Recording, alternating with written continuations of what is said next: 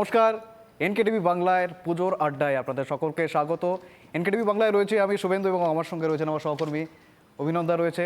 নমস্কার, আমি অভিনন্দা। এনকেটিভি বাংলার সকল দর্শককে জানাই শুভ মহাঅষ্টমীর অনেক অনেক শুভেচ্ছা। একেবারেই সকল দর্শককে মহাষ্টমীর প্রীতি ও শুভেচ্ছা। এবং স্বাভাবিকভাবেই শুধু বাংলা নয়, অসম, ত্রিপুরা সবাই কিন্তু রীতিমতো পুজোর আনন্দে মেতে উঠেছে। তবে তার মধ্যে কোথাও একটি বিষাদের ছায়া রয়েছে। আমাদের হৃদয় ভারাক্রান্ত প্রিয় শিল্পী জুবিন গার্গের প্রয়াণে, অকাল প্রয়াণে আমরা সবাই শোকস্তব্ধ। তাই আমরা অনুষ্ঠান অবশ্যই শুরু করব, পুজোর আড্ডা অবশ্যই শুরু করব। তার আগে সকলকে একটু রিকোয়েস্ট করব, যদি জুবিনের স্মৃতিতে আমরা একটু 30 সেকেন্ড অ্যাটলিস্ট যদি একটু শ্রদ্ধা জ্ঞাপন করি।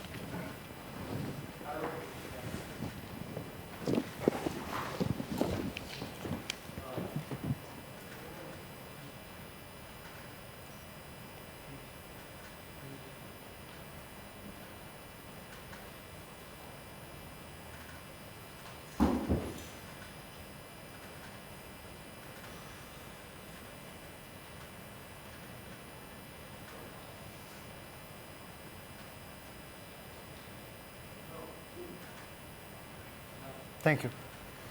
আমরা এবার আস্তে আস্তে আমাদের পুজোর আড্ডায় ঢুকবো এবং সবার সঙ্গে একবার পরিচয় করিয়ে দেবো।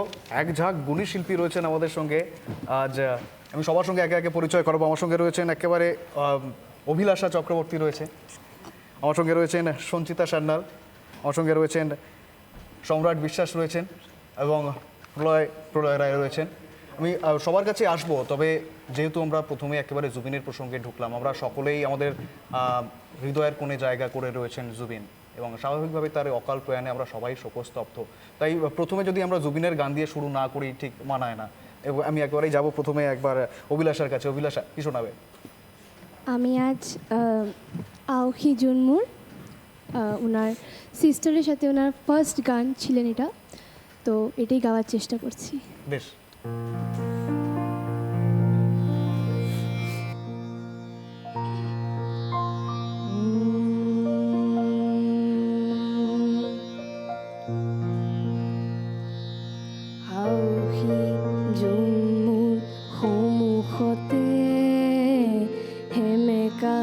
চকুলো দুগালতে নিজাৰৰ ৰাতিবোৰ কেতিয়াকে পুৱাব কেতিব ৰদেশতে তুমি আহিবা এদিন ৰং দিবা দুচকুত মৰমেৰে বুকু পচাই আউখি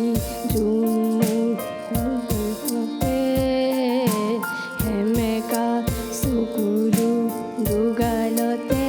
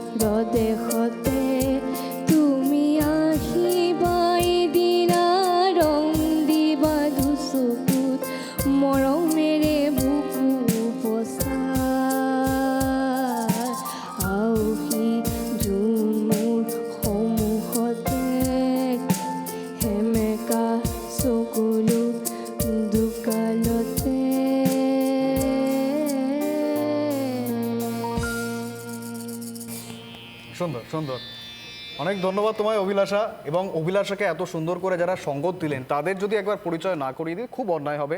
আমি একবার মিউজিশিয়ানদের সঙ্গে একবার পরিচয় করিয়ে দেবো। কিবোর্ডে রয়েছেন গগন বর্মন এবং প্যাডে রয়েছেন সুনীল মালাকার রয়েছেন, তবলাতে রয়েছেন মৃণাল কুমার দাস। আপনাদের সকলকে অসংখ্য ধন্যবাদ, এত সুন্দর সঙ্গত দিলেন আপনারা। তবে জুবিনের কথা যেমন বলছিলাম, জুবিনের গান শুনছিলাম, সকলের হৃদয় ভারাক্রান্ত। তবে শিল্পীদের মধ্যে একটা কথা বহুল প্রচলিত রয়েছে, the show must go on. এবং সত্যিই তাই, জুবিন নিজেও তো শিল্পী ছিলেন, তিনিও তো এই কথাতেই বিশ্বাস করতেন কোথাও গিয়ে। তাই আমাদের শো তো চালিয়ে যেতে হবে। এবং পুজোর আরাধনায়, মাতৃশক্তির আরাধনায় যেহেতু আমরা মেতেছি, তাই লেডিস ফার্স্ট। ডিসক্রিমিনেশন করছি না, আমি অবশ্যই আসবো আপনাদের কাছে। তবে এবার আমি একটু সঞ্চিতাদির কাছে যাব। সঞ্চিতাদি, কি শোনাবেন? হ্যাঁ, হ্যাঁ, সাউন্ড রয়েছে, আপনি। হ্যালো। হ্যাঁ, আমিও শোনাবো জুবিনের একটা গান দিয়ে প্রথমে শুরু করব, যেটা আমরা না কলেজ লাইফ থেকে শুনে এসেছি। অনামিকার থেকে একটা গান, ওনার ফার্স্ট অ্যালবাম অনামিকা, বেশ। ওটা থেকে একটা গান শোনাবো। বেশ বেশ। দাদা এ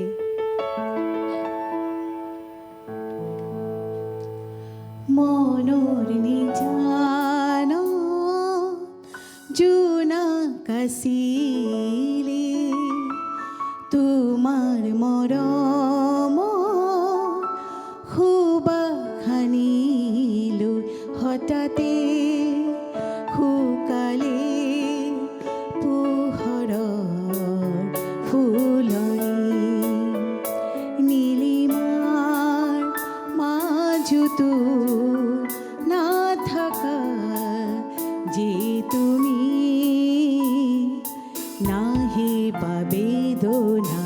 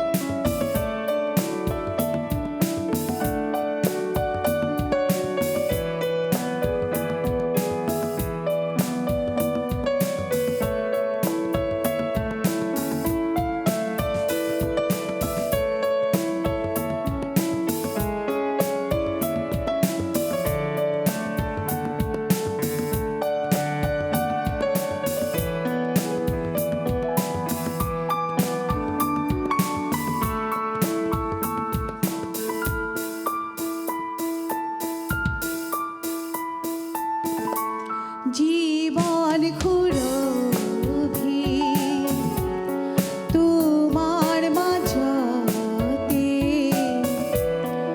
আসে নকলে নীরবে হসা প্রেমরু উখা কাশিলে অকল ঘুরিয়া বুকুতে মরুভূর মায়া হই নাহি বাবু কুলই মো মিছা কুয়ে মনর নিজান জুনা কাশিলে তোমার মরম খুবা খানিল হঠাতে খুকালে পুহর ফুলনি নীলিমার মাঝুতু না থাকা যে তুমি নাহি বা বেদনা বুকু ভরা মনর নিজান চুনা কাশিলে তোমার মরম খুবা খানিল। ধন্যবাদ। আর জুবিনদার মতন করে তো গাইতে পারবো না, তবু একটু চেষ্টা করলাম ওনাকে এইভাবে না শ্রদ্ধাঞ্জলি অবশ্যই, দেওয়ার। কিন্তু গানটার টিউন এবং সুরটার অদ্ভুত একটা রোম্যান্টিসিজম রয়েছে, কিন্তু মানে একেবারে সেই কলেজ লাইফে ফিরে গেলাম, একদম। তাই না?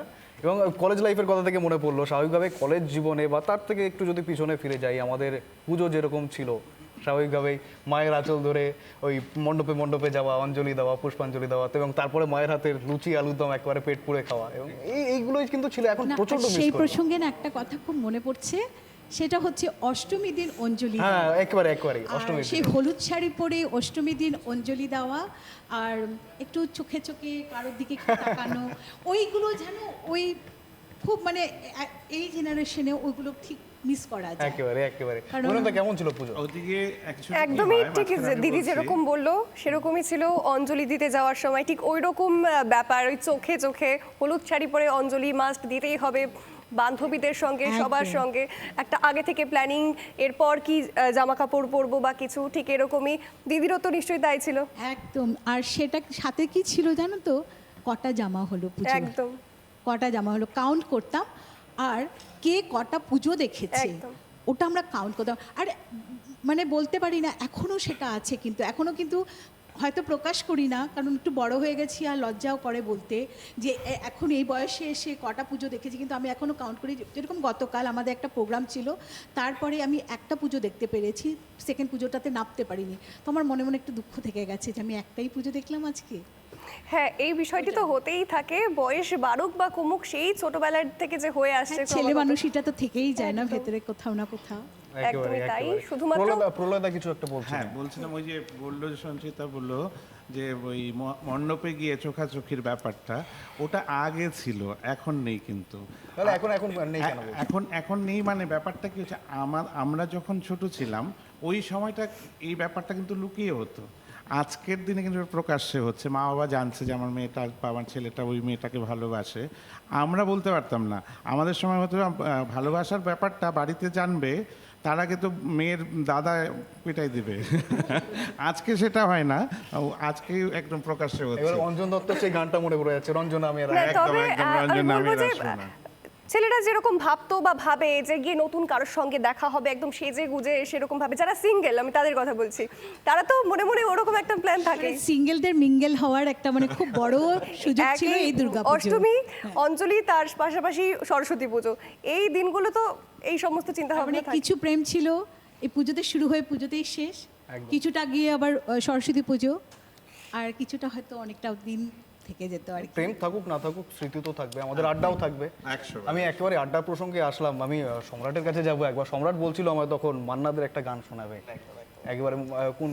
আমি বেহাগ যদি না হয় রাজি এই গানটা শোনাবো। বেশ বেশ, চলো।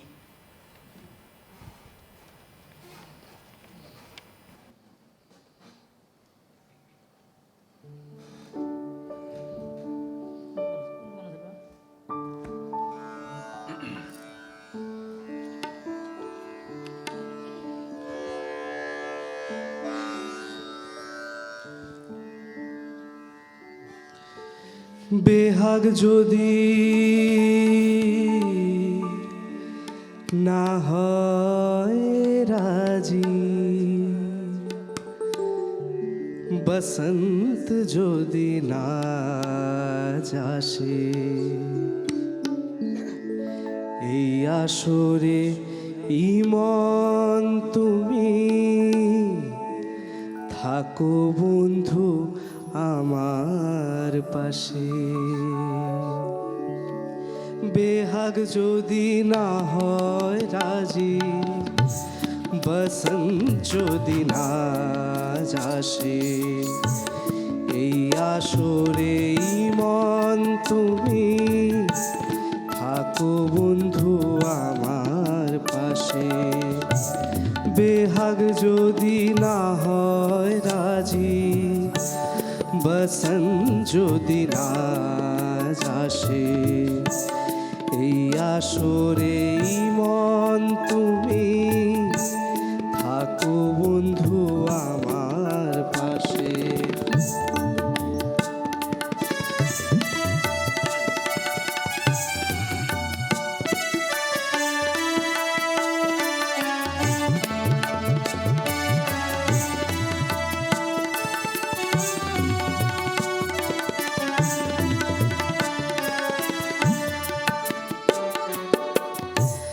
তোমার সুরের হাতটি ধরে চলো চলে যাই,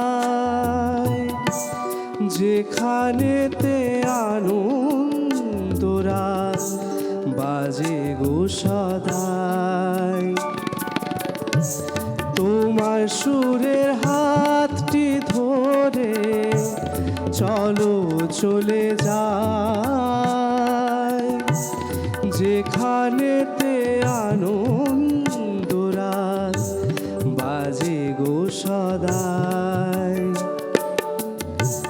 কথার ফুলে সুরের ভ্রমর, যেথায় মিলন সুখে হাসে, এই আসরে মন তুমি থাকো বন্ধু আমার পাশে।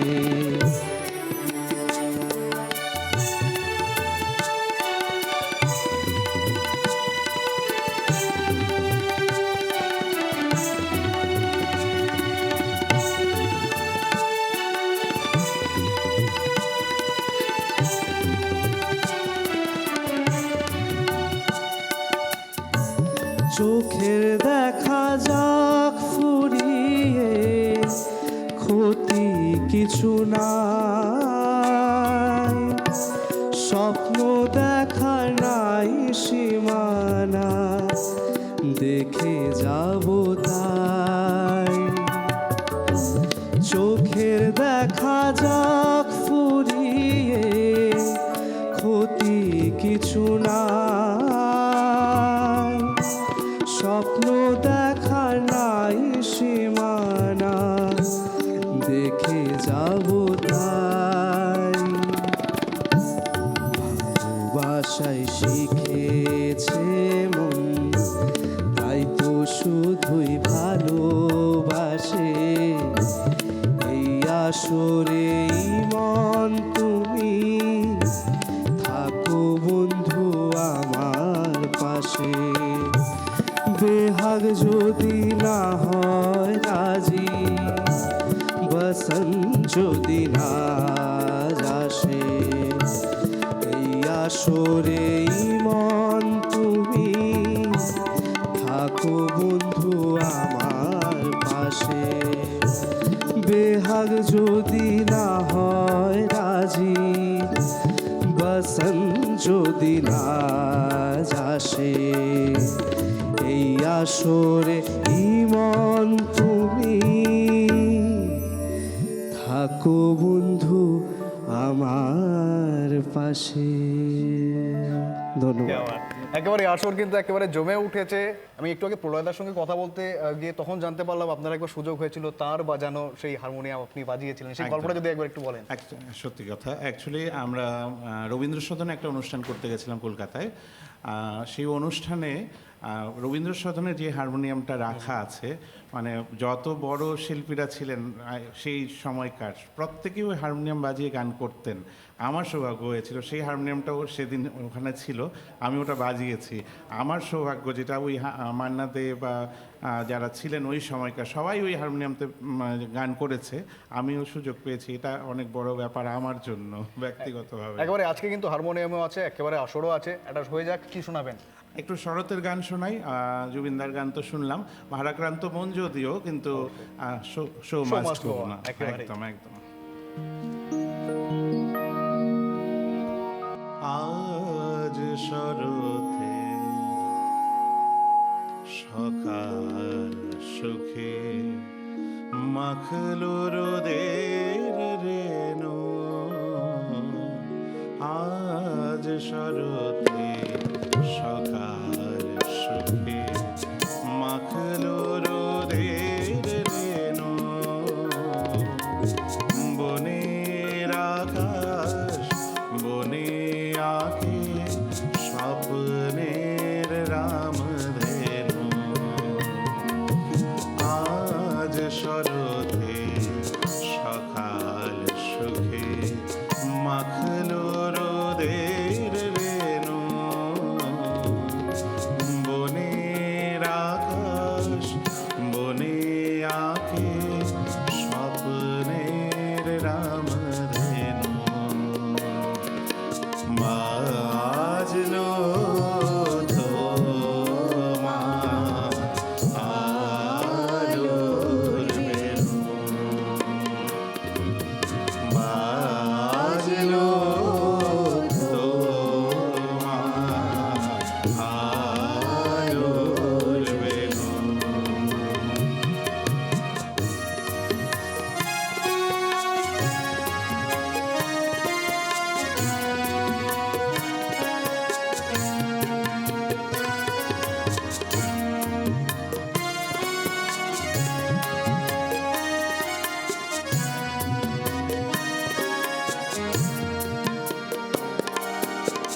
বেড়াই মন ঘুরে ঘুরে সাদা আকাশের বনে, আছে সে কোন স্মৃতির পরশ একলা কারণে, বেড়াই মন ঘুরে ঘুরে সাদা আকাশের বনে,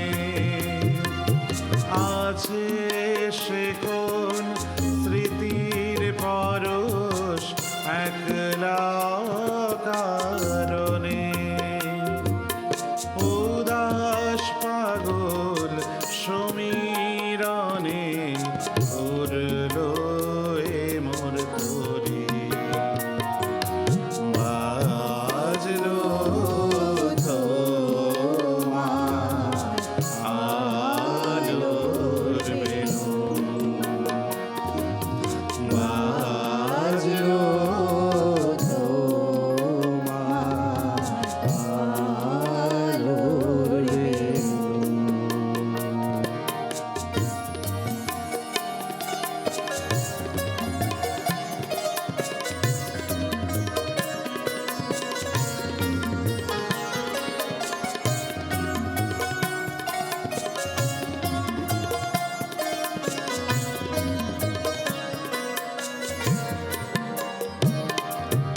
ঢাকের ছন্দে যায় ভেসে যায় আগমনীর সুরে,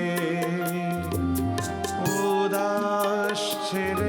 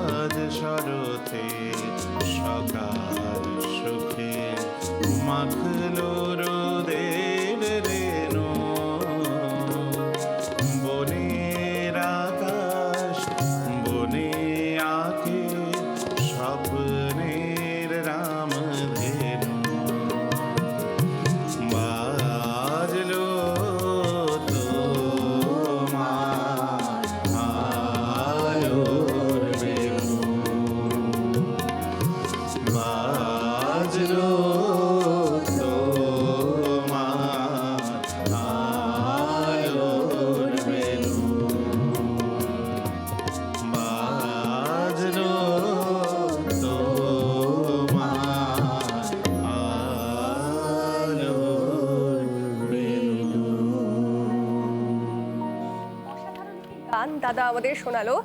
এবারে কথা বলবো অভিলাষার সাথে, কারণ আমাদের এই অনুষ্ঠানে সব থেকে জুনিয়র ওই। তোমার পুজো কিভাবে কাটছে, এখনো পর্যন্ত কটা ঠাকুর দেখা হলো? এবার পুজোটা একটু ঢিলাঢিলাটে যাচ্ছে, বিকজ এবার ক্লাস 10, সো আচ্ছা। বোর্ড এক্সামের একটু টেনশন থাকে। আর বোর্ড এক্সামেতে বেশি আমাদের তো ব্রেক দেয়, অটাম ব্রেক বলে দুর্গাপুজোর জন্য। তো তারপরে আমাদের প্রি বোর্ড স্টার্ট, মানে আরও টেনশন। আরো সো tension। দ্যাটস ওয়াই একটু এরকম চলছে এখন। জামা কাপড় কটা কেনা হলো? 2-3টে। 2-3টে। আরো প্ল্যানিং আছে ঘোরার? আর পুজোয় ঘুরলে কি কি খেতে ইচ্ছে করে? আমি মানে সবার হয় মানে মিষ্টির দিয়ে খুব এডিক্টেড। মিষ্টি মানে ফাস্ট ফুড, আমি ওসব নয়, আমি ঘরের খাবারই, দ্যাটস গ্রেট। অ্যান্ড আমি মিষ্টি অতটা পছন্দ করি না, ঝাল খাবারটাই ঠিক আছে। তো আমি দুর্গাপুজোতে ঝাল জিনিসটাই খেতে প্রেফার করি। স্পাইসি জিনিস। ইয়েস। একেবারে খাওয়া দাওয়ার কথা যখন উঠছে, মানে স্বাভাবিকভাবে অষ্টমী মানে কিন্তু একেবারে পুজো যেমন চলছে, পুজোর পাশাপাশি পেট পুজোও কিন্তু চলে। প্রহ্লাদা ভোজন রসিক? একদম দেখলেই বোঝা যায়। না না, আমি একেবারে সেদিকে যাচ্ছি সেদিন না। আমি এটা বলছি একদম প্রকাশ্যে। কি খেতে ভালো লাগে এবং অষ্টমীর স্পেশাল ভাবে অষ্টমীর মেনু কি? অষ্টমীর সকালবেলা সেই লুচি আলুর দম, তার দুপুরে অ্যাকচুয়ালি সচরাচর আজকে ছেড়ে দিলাম, আর রামকৃষ্ণ মিশনে যাওয়া হয় অঞ্জলি নিয়ে সেই খিচুড়ি ভোগ নেওয়া, আর বিকেলবেলা বের হয়ে একদম পেট পুড়ে খাওয়াটাই মেন পুজোতে, মানে বের হবো আর খাবো। স্টল যত দেখবো প্রত্যেকটাতে যদি একবার যাওয়া যায় সেটাই আগ্রহ থাকে। সম্রাট, কেমন কাটছে পুজো আপনার? তো পুজো খুব ভালো কাটছে। আমি অ্যাকচুয়ালি আমার দিদিদের সাথে একটু বাইরে গেছিলাম, কালকে রাত্রে এসেছি, তো এখনও ঠাকুর দেখা হয় নাই। তো আজকের থেকে দেখবো, এখান থেকে গিয়েই প্ল্যান আছে বন্ধুদের সাথে। আর বেশ। আমার জন্য পুজোর খাওয়া মানে পুজো মানে বিরিয়ানি মাস্ট। হ্যাঁ, একদম বিরিয়ানি একদম মাস্ট। এবং স্বাভাবিকভাবে বাঙালিকে মানে বিরিয়ানি থেকে দূরে রাখা একেবারে একটা কষ্টকর ব্যাপার। আর স্পেশালি আলু দিয়ে। হ্যাঁ হ্যাঁ হ্যাঁ, মানে যতই যা হয়ে যাক, যতই হেলথ ইস্যুস থাক না কেন, বিরিয়ানি ইজ মাস্ট একেবারে পুজোর আর সময়। বিরিয়ানির আলুটাও অতটাই গুরুত্বপূর্ণ। একদম একদম একদম, আলু ছাড়া বিরিয়ানি একেবারে ফিকা কিন্তু। সঞ্চিতা দিকে আপনারা? অষ্টমীতে আমাদের হচ্ছে লুচি, ছোলার ডাল আর সাদা আলুর চচ্চড়ি, বাহ, এটা তো মানে মাছ থাকবে। আর দুপুরবেলা হচ্ছে মাটন। মাটন ছাড়া অষ্টমী ভাবা যায় না আর কি। মানে সেই বড় বড় আলু দিয়ে মাটনের ঝোল হবে, ভাত হবে, মানে জমে যায় আর কি। তো ওটা আমাদের অষ্টমীতে মাস্ট হয়। আর আমরা মালিগাঁও কালীবাড়ি, যেহেতু আমরা সদস্য, আমাদের পরিবারটাই ওখানকার সদস্য, তো আমরা মালিগাঁও কালীবাড়িতে যাই, ওখানে অঞ্জলি দিই, মায়ের ভোগও খাই ওখানে। ওটা আমাদের কাছে মানে একদম মানে মাস্ট আর কি, মানে আমাদের জীবনের সাথে অঙ্গাঙ্গিভাবে জড়িত মালিগাঁও কালীবাড়ি।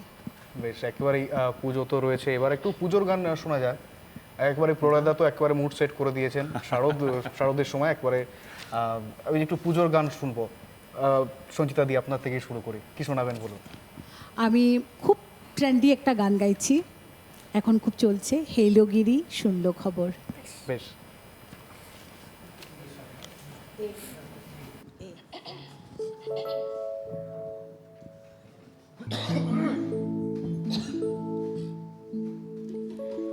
হেইলোগিরি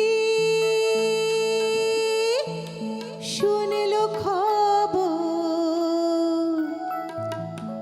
কইল নারদ মুনিতে,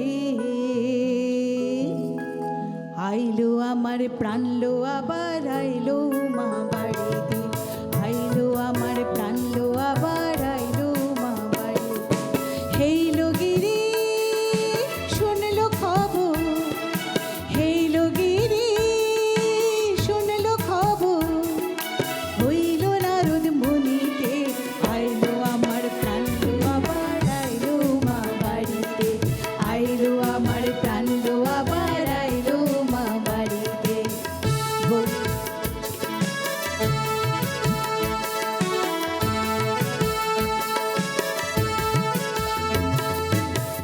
গৌরীর আসে পথের পাশে ধরে কাশের ফুল, হইল বাতাস শিউলি ফুলের গন্ধেতে আগুন, ফুলের বরণ গৌরী আসে আষাঢ় জুড়ি গাড়িতে, আইলো আমার প্রাণলো আবার আইলো মা বাড়িতে, আইলো আমার প্রাণলো আবার আইলো মা বাড়িতে।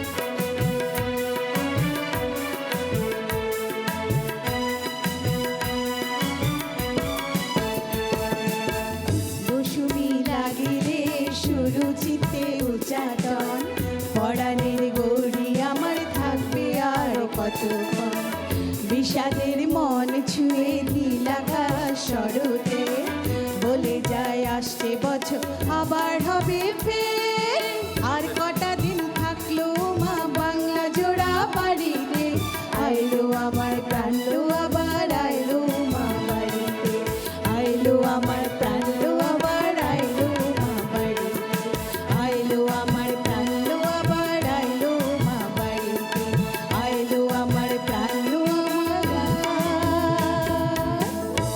রইলো মা বাড়িতে।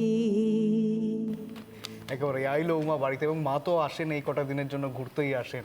আর মা কিন্তু এসে আমরা বিসর্জন দিই ঠিকই, কিন্তু মনের কোনো কোনায় কিন্তু মা থেকে যায়, কিন্তু একেবারে সারাটা বছর থেকে যায়।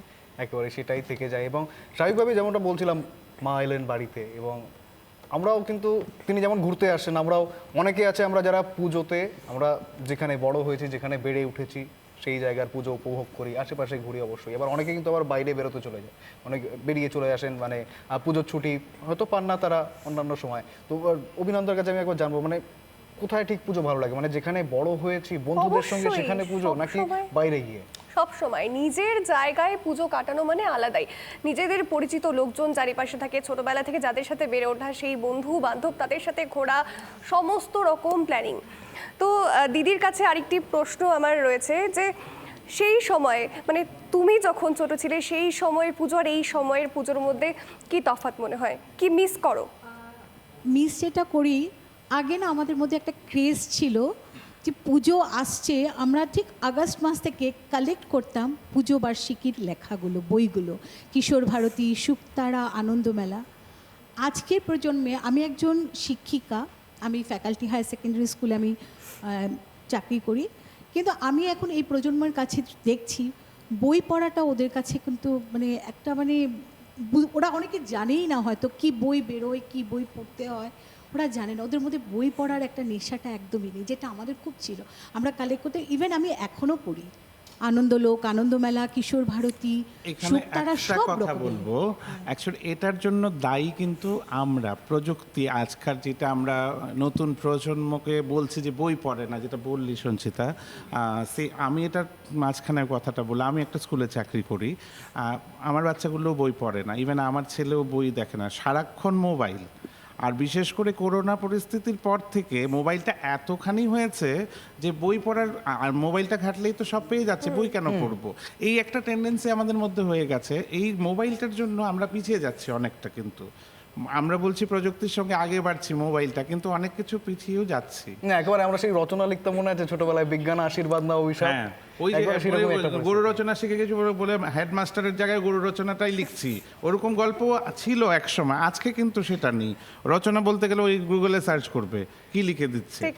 তো একেবারে, এটাই, একেবারে। এই জন্য পড়াশোনাটা হয়তো বা কমে অ্যাডভান্টেজ গেছে। ডিসঅ্যাডভান্টেজ সবটাই একদম, থাকবে একদম। স্বাভাবিকভাবে। দাদা কি মিস করো সেই সময়কার পুজো আর এখনকার পুজো? এখনকার পুজোর আড়ম্বরটা অনেকটা বেশি। আগে আগে ওই সাবেকিয়ান একটা ব্যাপার ছিল, পুজো পুজো পুজো একটা ব্যাপার, ওই মণ্ডপের চারপাশটা। এখন কি হচ্ছে, মণ্ডপটাতে কি আছে জানি না, চারিদিকটা এত আড়ম্বর করে সাজানো হচ্ছে যে পুজো মানে মানে ওখানে ওই ফটো তোলার জন্য যাওয়া মেইনলি পুজো। আমার ফেসবুকটা ভরে যাবে basically social life, social life. আমরা অ্যাকচুয়ালি আমরা Virtual life সচরাচর, যেটা হ্যাঁ, রয়েছে। সোশ্যাল মিডিয়াতে যখন আমরা ফেসবুক, আমার সাথে গল্প হচ্ছিল একজনের সাথে যে এটা একেবারে ফেসবুকটা টোটালি ফেক। কারণ কি, আমি বাড়িতে যেরকম পরিবেশে থাকি ওই ফটোটা কিন্তু আমি আপলোড করছি না, সেজেগুজে আজকে এখানে একদম, আসছি একদম, এরই একদম। ছবিটা দিয়ে দেবো, কিন্তু এটা আলটিমেটলি আমি তো এটা না, প্রকৃত যেটা। এই জিনিসটা থেকে আমাদের যদি বেরিয়ে না আসি আমরা, আমাদের নিজের যেটা জিনিস, সংস্কৃতি বলো বা নিজের যা যা আছে সব কিন্তু আমরা ভুলে যাচ্ছি, ওই পশ্চিমের দিকে দৌড়াচ্ছি শুধু খালি। এটা একেবারে, এই আমরা জিনিসটা কোথাও- কিন্তু আজকাল মিস হয়। এই প্রসঙ্গে বলে আমি আরেকটা কথা বলবো, নিশ্চয় আড়ম্বরপূর্ণ এখন, আমাদের সময় সেটা ছিল না, যখন আমরা বড় হয়েছি আর কি, তখন এটা ছিল না। কিন্তু আমি মনে করি কি জানো তো, এই যে এটার একটা ভালো দিক আছে, এই যে আমরা থিম পুজোতে মেতেছি, কত মানুষ তাদের রোজগার পাচ্ছে। একদম একদম না, একদম। সেখানেও সেখান থেকে আমি যদি দেখছি একটা উৎসবকে ঘিরে যে প্রচুর কত মানুষের জীবিকা মানুষ নির্ভর করে জীবিকা, থাকে। একদম কত মানুষের জীবিকা, কত মানুষের তাদের আর্ট ফর্মটা এক্সিকিউট করতে পারছে, এটাও তো একটা বিশাল বড় ব্যাপার। একেবারে একটা বড় প্ল্যাটফর্ম কিন্তু তৈরি করে দেয় তৈরি একটা করছে। উৎসব না স্বাভাবিকভাবে। অ্যাকচুয়ালি যেরকম দুটো কলকাতার দিকই পুজো, আছে। আমি আজকে বলবো পশ্চিমবাংলার, যেটা কলকাতা বিশেষ করে, শুধু কলকাতা নয়, পশ্চিমবাংলার প্রচুর জায়গায় যেটাকে এখন যেটা মানে ইউনেস্কোর হ্যাঁ, World মানে Heritage, হেরিটেজ একেবারে। UNESCO দ্বারা বলেছে, স্বীকৃতি হ্যাঁ, ওরা ইয়ে করেছে, ডিক্লেয়ার করেছে, এটা হচ্ছে world's largest roadside art. একদম। মানে এত সুন্দর, তো সেখান থেকে যদি তুমি দেখো, সেখান থেকেও কিন্তু একটা ভালো দিক তো রয়েছে। এতগুলো মানুষকে আমরা তাদের জীবিকাকে এগিয়ে নিয়ে যেতে দেখছি, তো সেটাও খুব ভালো একটা দিক। না দিক দুটোই আছে, ভালোও আছে ভালো।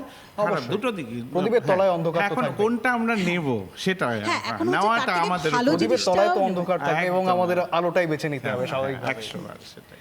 আমি সম্রাট হয়তো আমার সঙ্গে কানেক্ট করতে পারবে, একেবারে ছোটবেলার কথা মনে আছে সম্রাট, মানে যখন আমরা ছোট ছিলাম প্যান্ডেলে প্যান্ডেলে একেবারে ক্যাপ ফাটানো বন্দুক নিয়ে দৌড়ে বেড়ানো। আমার তো এখনো কিনতে ইচ্ছা করে, ইভেন আমারও দোকানে গেলে আমাকে ভাগিয়ে দেয় কিনা তাই জানি না। ক্যাপ ফাটানো বন্দুক নিয়ে একেবারে বন্ধুদের সঙ্গে পুজোর মণ্ডপে মণ্ডপে ঘুরে বেড়ানো, একেবারে অষ্টমীর পুষ্পাঞ্জলি, তারপর থেকে প্যান্ডেল হপিং এবং বন্ধুদের সঙ্গে এই আড্ডা হই হুল্লোড় করে কিভাবে যে পুজোটা কেটে যেত, এবং যখন পুজো শুরু হচ্ছে তার পর কখন যে দশমী চলে আসছে একবার ঠাউর করতে পারতাম না সব মিলিয়ে। আর দশমীর পরে আবার পড়াশোনা শুরু, তার জন্য আরো বেশি মন খারাপ, এটা কিন্তু অভিলাষা ভালো বুঝবে, অভিলাষার সামনে বোর্ডস রয়েছে, ও টেনশনে রয়েছে। না না, একদমই নয়। আচ্ছা, টেনশন নেই তো? মানে আছে ওই অল্প অল্প। আছে অল্প। তাহলে পুজোয় সেরকম কোনো ব্যাপার নেই যে সামনে পুজো আলাদা, পড়াশোনা আলাদা। একবার দুটো সাইমultaneously যদি ঠিকঠাক ভাবে চলে তাহলে তো ওয়েল অ্যান্ড গুড। একবার এই সম্রাট তোমার কাছে আসবো, এবার একটু গান শুনি আমরা, কি শোনাবে বল? ঠিক আছে, যেহেতু এই কথাটা উঠেছে পুজোর দিনে কি মিস করি, তো আমি বলবো যে আমি সবচেয়ে বেশি যেটা মিস করি, যখন ছোট ছিলাম তখন সব বন্ধুরা আশেপাশে এখানে যখন স্কুলে পড়তাম, তো জাস্ট বন্ধুদের সাথে ঘুরতে বেরোয় যেতাম। তো এখন পুজোর 1 মাস আগের থেকে প্ল্যান করতে লাগে, কিরে তুই আসবি তো পুজোতে? তারপরেও অনেকে কিন্তু তারপরে আসতে আসতে পারে পারে না। তো ওই জিনিসটা খুব কষ্ট লাগে, বাট উপায় নেই, লাইফ গোজ অন, এরকমভাবেই চলতে হবে। তো এটার সাথে রেলেভেন্ট একটা গান, কফি হাউসের সেই আড্ডাটা আর নেই, বেশ। আমরা ওটা শুনি। Great.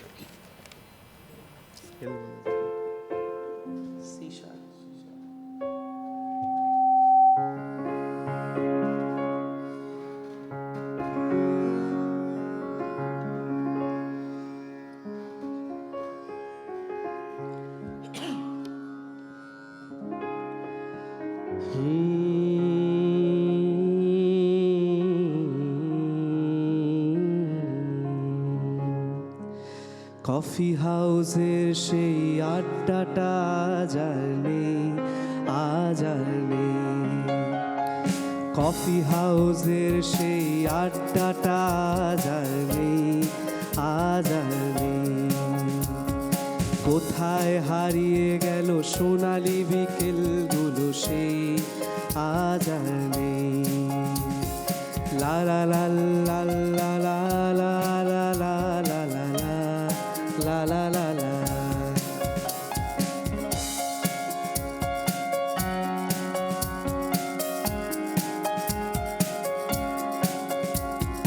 নিখিলেশ প্যারিসে, মইদুল ঢাকাতে, নেই তারা আজ কোনো খবরে। গ্র্যান্ডের গিটারিস্ট গোয়ানিস ডিসোজা ঘুমিয়ে আছে যে আজ কবরে। কাকে যেন ভালোবেসে আঘাত পেয়ে যে শেষে পাগলা গারদে আছে রমা রায়। অমলটা ভুগছে দুরন্ত ক্যান্সারে, জীবন করেনি তাকে ক্ষমা। কফি হাউসের সেই আড্ডাটা আজ আর নেই, আজ আর নেই। কোথায় হারিয়ে গেল সোনালি বিকেলগুলো সে আজ আর নেই।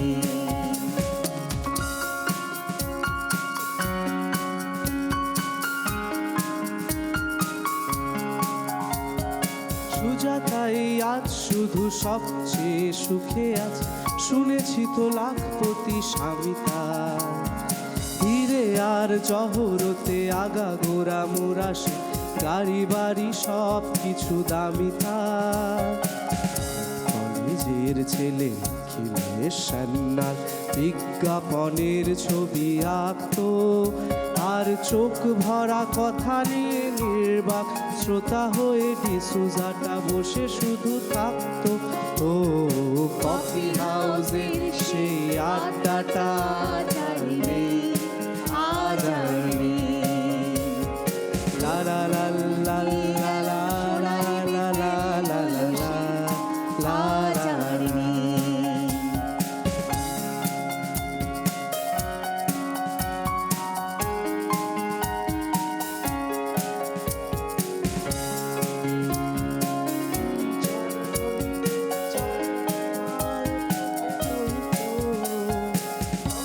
বিষ্ণুদে কখনো যামিনীরা এই নিয়ে তর্কটা চলতো। রোদ ঝড় বৃষ্টিতে যেখানেই যে থাকুক কাজ সেরে ঠিক এসে জুটতাম। চারটেতে শুরু করে জমিয়ে আড্ডা মে 7:30টায় ঠিক উঠতাম। কফি হাউসের সেই আড্ডাটা আজ আর নেই, আজ আর নেই। কোথায় হারিয়ে গেল সোনালি বিকেলগুলো সেই আজ আর নেই। কফি হাউসের সেই আড্ডাটা আজ আর নেই, আজ আর নেই।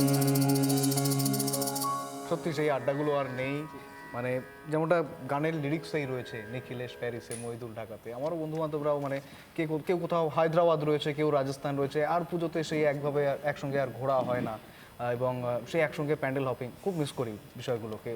অভিলাষার এখন সময় রয়েছে, বন্ধুদের সঙ্গে বেরোনো হয়, বন্ধুদের সঙ্গে বেরোনো হয় প্যান্ডেল হপিংয়ে, হ্যাঁ কোনো সময়। বেরোনো হয় কখনো কখনো। এবছর প্ল্যানিং আছে কিছু?